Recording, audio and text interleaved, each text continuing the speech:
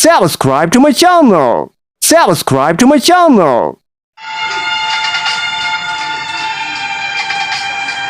Magandang gabi sa inyong lahat. Live tayo ngayon sa aming kandusanang istasyon na hindi pa narehistro.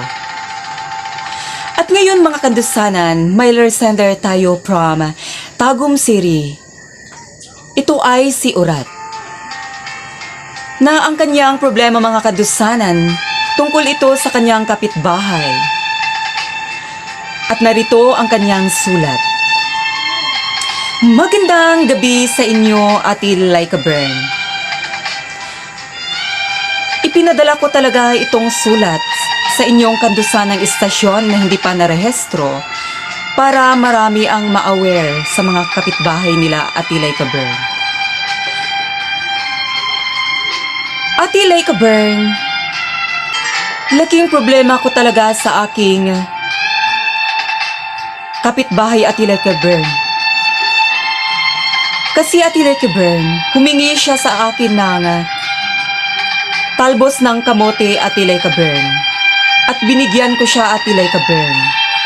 At hindi ko inaasahan, Ate Laika Bern, na pati buto ng talbos ng kamote, Ate Laika Bern, ay kinuha niya, hinarvest niya, Ate Laika Bern. Maraming pagod ang inilaan ko sa pagtatanim ng talbos ng kamote ay Ate Laika Bern. Maraming lumalabas na pawis sa aking katawan, Ate Laika Bern. Para lang pagdating ng panahon may ma-harvest ako ng talbos ng kamote, Ate Laika Bern. Hindi ko talaga inaasahan, Ate Laika Bern, na dumating ang panahon na nanghingi ng talbos ng kamote ang aking kapitbahay. Ang hiningi niya, Ate Laika Bern, ay dahon lang ng talbos ng kamote, Ate Laika Bern. Pero pati buto, Ate Laika Bern, kinuha niya, Ate Laika Bern. Malaking away talaga ang naganap sa aming bahay, Ate Laika Bern. Laking away ng aking asawa, Ate Laika Bern.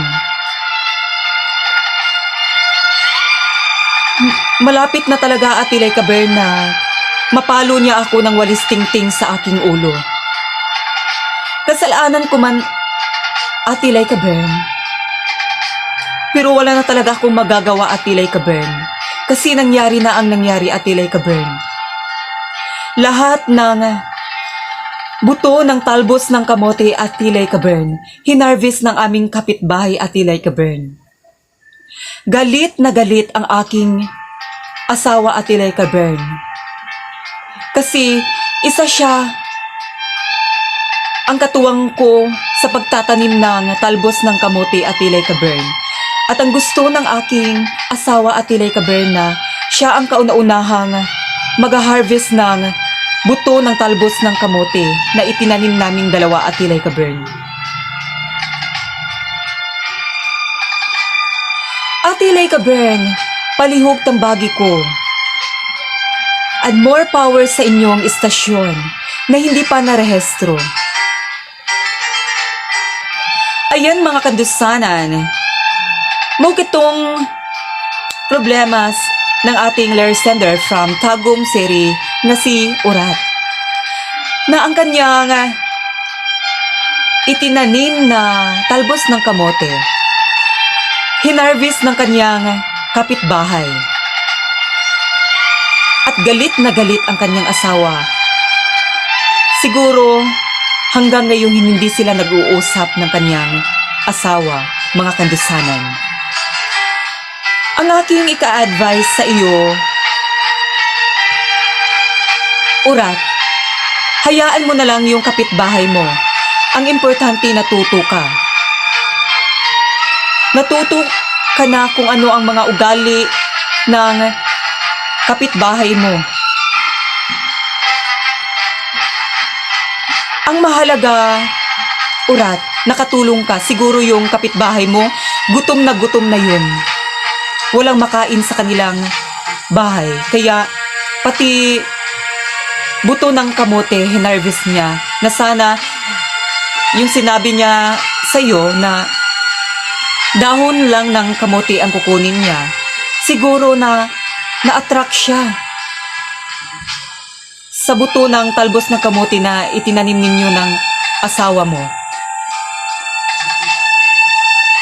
Hayaan mo na lang yan, Urat. Ang mahalaga, natuto ka na kung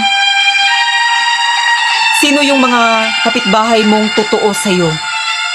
Sino yung mga kapitbahay mo na maghuna-huna.